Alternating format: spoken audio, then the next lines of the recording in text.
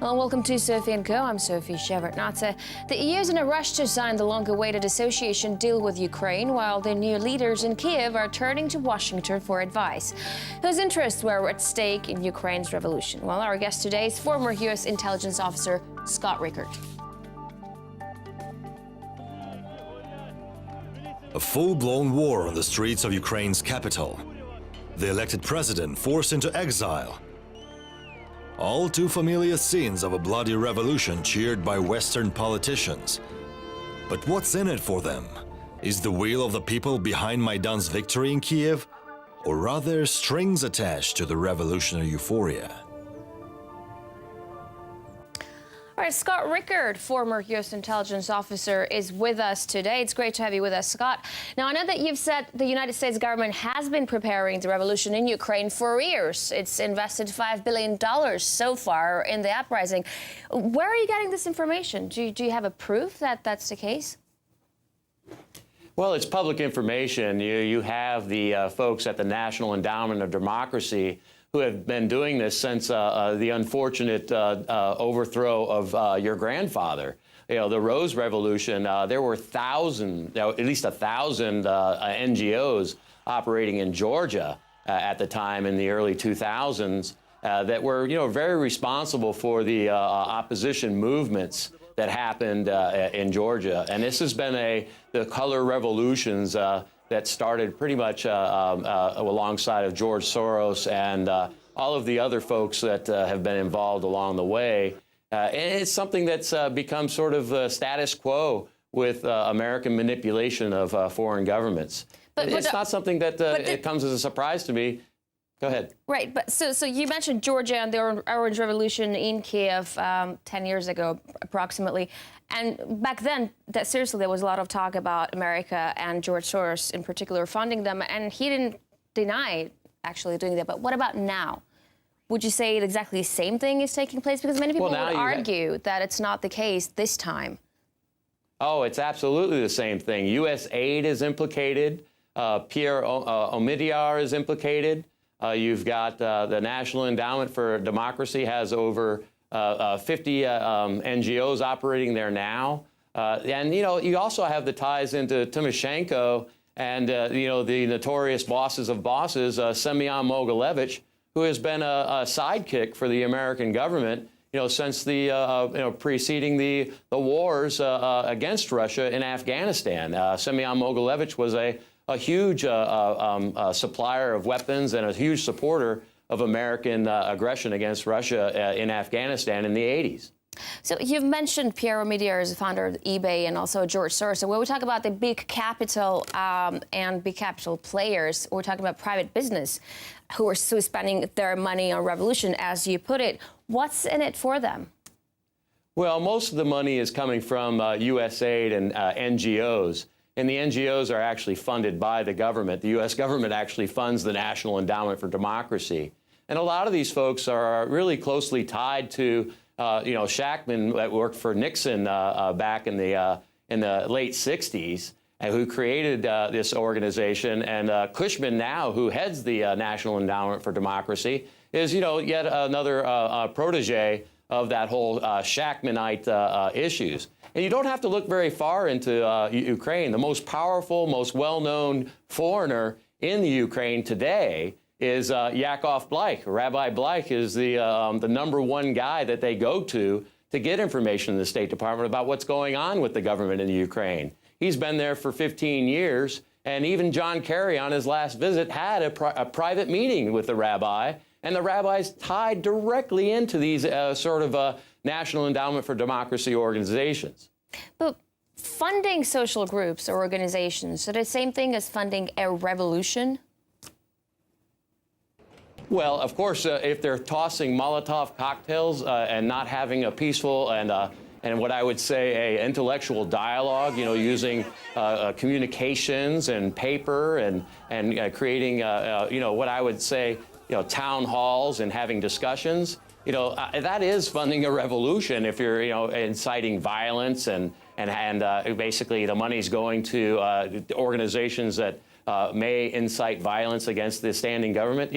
that is inciting a revolution, and I think it's illegal by international crimes by far. It's we've done it. The U.S. has done it in half a dozen nations in the last 10 years. But here's the thing: the revolutions that you mentioned, the Rose Revolution in Georgia, the Orange Revolution in Ukraine, the revolution that took place or is taking place right now in Ukraine, many would tell you that those are also, besides everything else, a result of acute social protest. I mean, surely you can't deny genuine popular discontent. Even Russian president said the grievances of the people on Maidan are justified to an extent. I absolutely agree. You know, the popular discontent is one thing, but throwing thousands of Molotov cocktails is a completely different thing. Put yourself in the United States. If we had a foreign government funding $5 billion to Canada or Mexico, and then, or maybe a former state that seceded, and then those people in those protests, were throwing Molotov cocktails at government facilities, I can guarantee you they would not show near as much constraint as the Ukrainian government and the Russian governments have shown. So, Scott, the violence that broke out in Kiev, you're saying that was also planned, or did things just simply get out of control? Well, saying things are planned or gotten out of control, it's a fine line. There are individuals who are very well trained.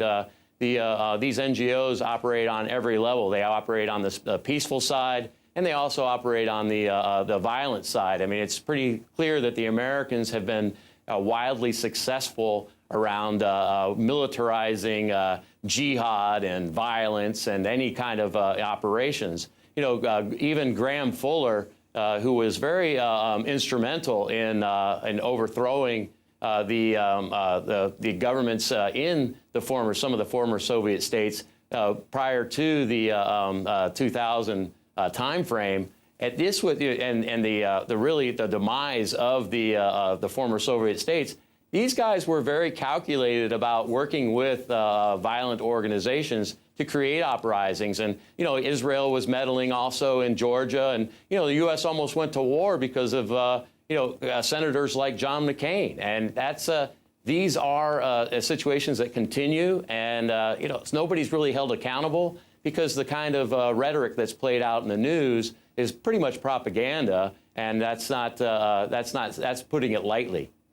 But what Kiev has on its hands right now is a burgeoning black market of firearms in Kiev. Do you see that becoming a serious problem? Well, of course. I mean, any time that you have an unpoliced society and you begin the chaos, it's much easier because patrols are less likely. It's much easier for people to smuggle things in and out of places. I mean, just look at the last 3 years in Syria, how successful the foreign intelligence operatives and the mercenaries that have been operating there have basically destroyed Syria by the hands of foreigners. And this is what will be in store for Ukraine if the Russians don't protect the sovereignty of that nation from the foreign interventionists. But if you look at things generally, do you think all these other protests going on right now in the world, because there are many of them, there's a civil unrest in Turkey, there is a whole lot going on in Thailand, in Bosnia and Herzegovina. Is there a force behind them? Is it the same force, or are they different players involved? Well, obviously the times that we're going through now and the kinds of austerity that the European Union's gone through, specifically Greece, which is, they've had probably the worst of the worst. And then you have the, what's happening in the Ukraine with austerity measures. People start suffering from an economic explosion that really is in the opposite direction. We're looking at, times like leading up to World War I and World War II, there was a lot of economic, basically despair. And these are the kinds of things we're seeing today because the immensely inflated economic environment that's been created by the World Bank and the IMF and all the regular suspects that have, created a false market and a false narrative around, the domestic products in one country versus the domestic products in the other. And that's why you've got countries like Ukraine where the income in Ukraine is just the disparity comparatively to the United States is almost 10 to 1. So that's the kind of thing that people are dealing with in developed nations. And I think that's the kind of thing that they're uprising against their governments, because some of the governments are corrupt and, the people are noticing it. Now, is it induced?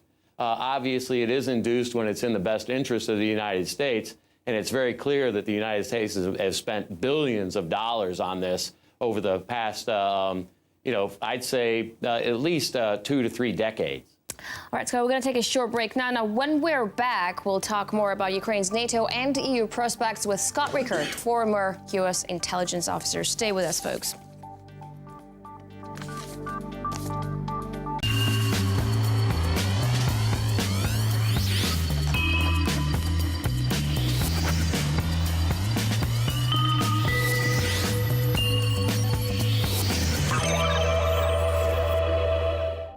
With Scott Rickard, ex-U.S. intelligence officer. It's good to have you back with us on the show. Now, apart from establishing a NATO presence in Ukraine, do you see any other reasons for the U.S. involvement in the country?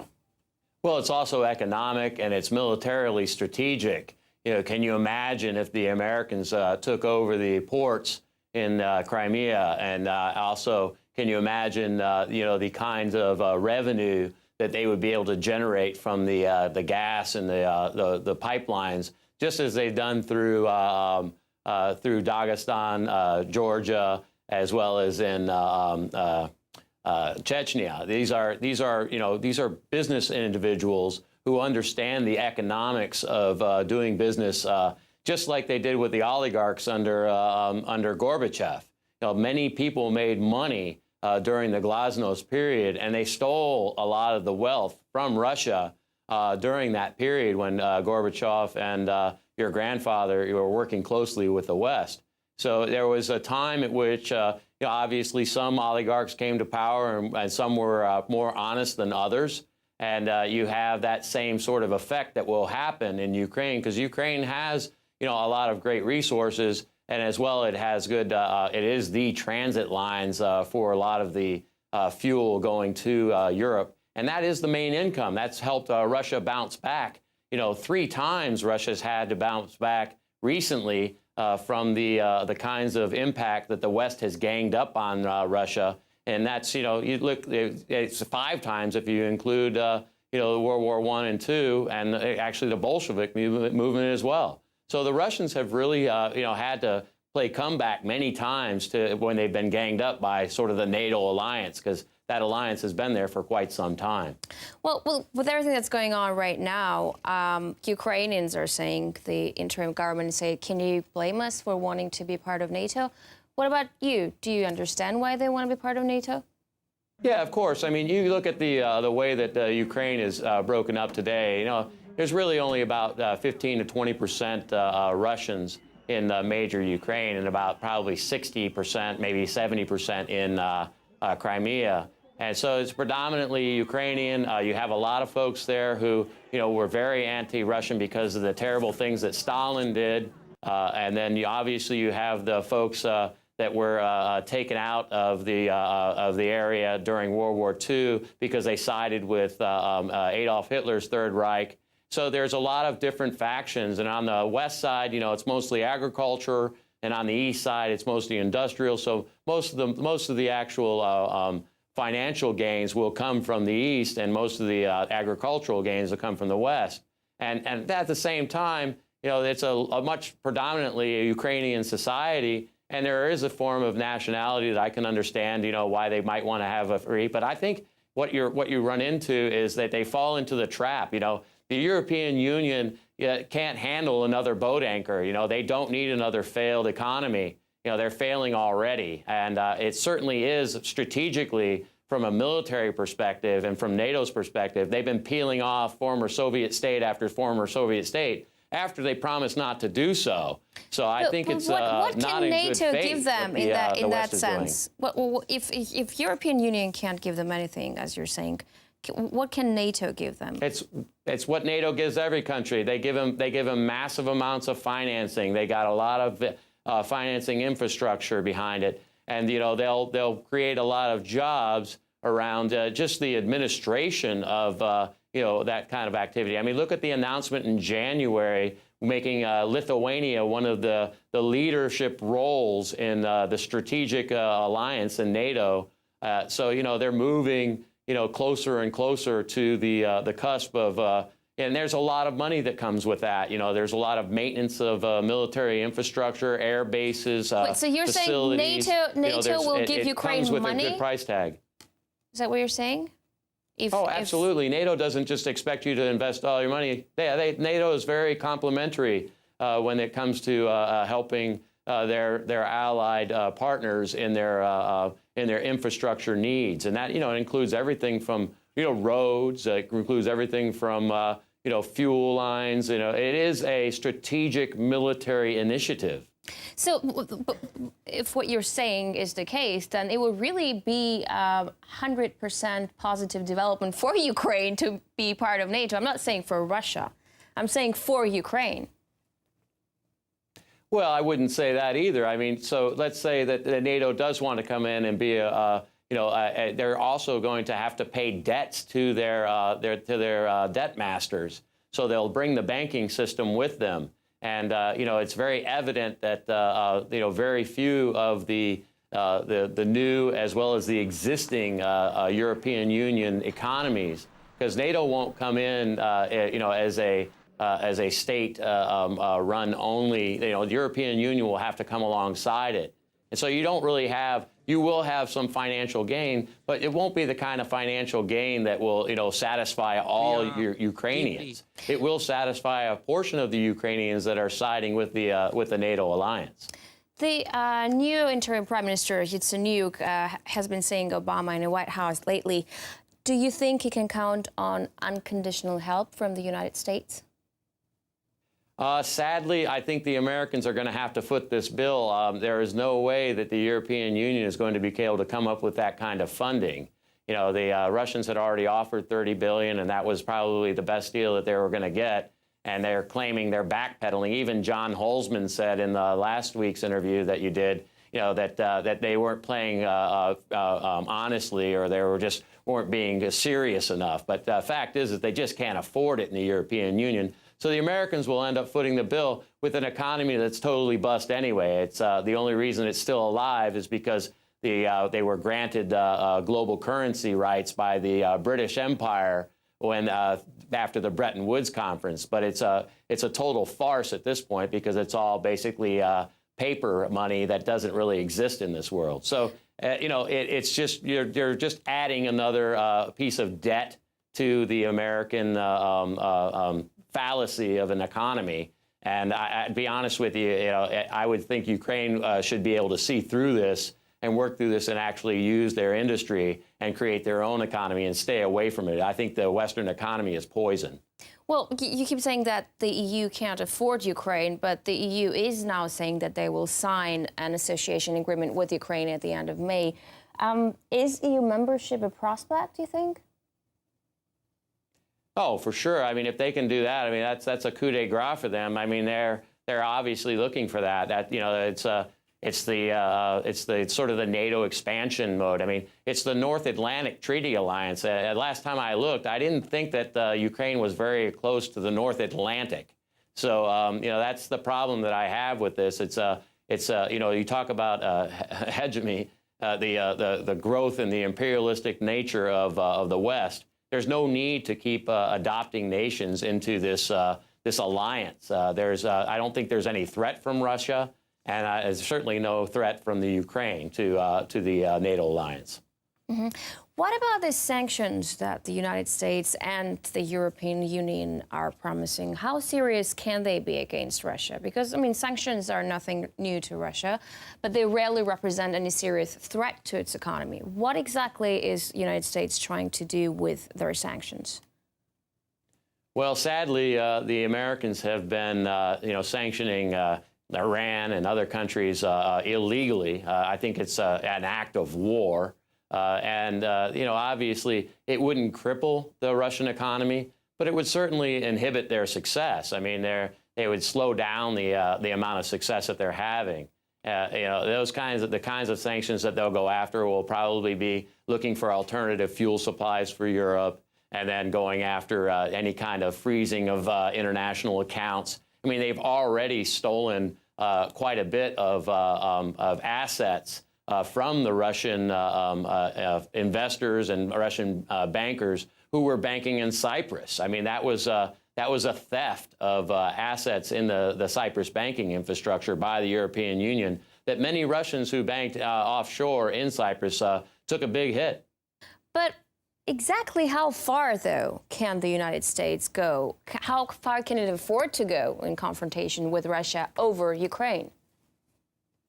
Well, it won't be as easy for them to do it to Russia as they did to Iran, and I don't think they'll be able to go anywhere near as far as the damage that they've done to Iran. But at the same time, there's also, they're looking at a scenario whereby that kind of pressure that they do put on Russia, it will cripple, some of the outlying industry that is associated with that, throughout Turkey and throughout Europe. So they'll be shooting themselves in the foot and also having to look to other markets. Now, that being said, the Americans are looking at developing other resources, but that will take time. Mm-hmm. And what about Europe? We didn't follow up on that part of the question. Europe, it is under pressure from the United States, but it says it isn't ready for serious sanctions against Russia, despite all. Will it ever be, you think? Well, I mean, Merkel's, kind of basically ruffling feathers, with her commentary. And obviously, Germany and Russia have very good ties on a lot of different products other than the petrochemical industry. But I would say that would a lot of the Germans would rise up against Merkel for that, because I think a lot of Germans see through the fallacy of the EU and of the NATO alliances. And they're not, they're probably one of the more wiser and obviously one of the most successful EU nation states, because the Germans are very industrious and extremely successful at their endeavors. So I don't think that it would last very long, certainly in Germany and other successful European Union states. Well, so like Germany is the strongest economy in Europe. It's probably only economy that's actually on the rise. Everything else is sort of hanging on Germany. Well, England claims to be on the rise. Well, it is kind of on the rise, but it's really just floating. But Europe is promising $35 billion to Ukraine. I mean, we can say Europe is broke. Germany is the only country that takes care of all the other European countries. How can they afford to give $35 billion to Ukraine, which isn't even a member of the Union? Yeah, I really don't think they can.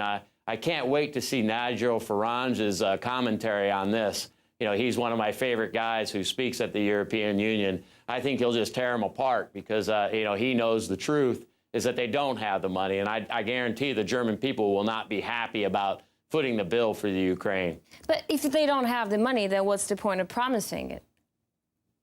I think the Americans are basically going to float a blank check to, play their cards. And hopefully the Ukrainian people wise up and realize that they're basically taking funny money. All right. It was really nice to talk to you. Scott Rickard, former U.S. intelligence officer. We're talking about what can happen to Ukraine in the future, whether it's going to be part of the Union or NATO. Thanks for interesting insight. That's it for this edition of Sophie & Co. I will see you next time. Thank you, Sophie.